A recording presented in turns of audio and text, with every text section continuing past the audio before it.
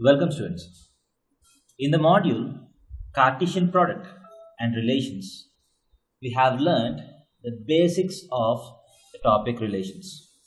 We have seen what a relation is, how to represent a relation, how many relations can be defined from a set A to a set B, what is the domain, codomain and range of a relation.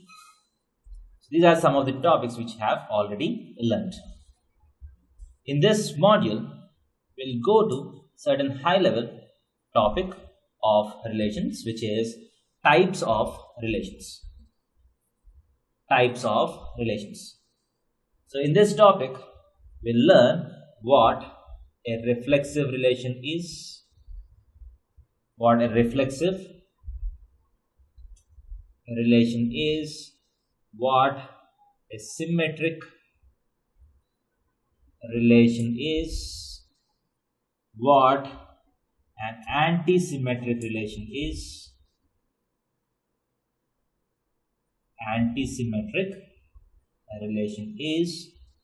what a transitive relation is.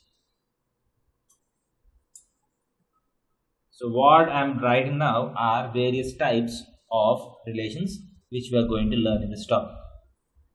What an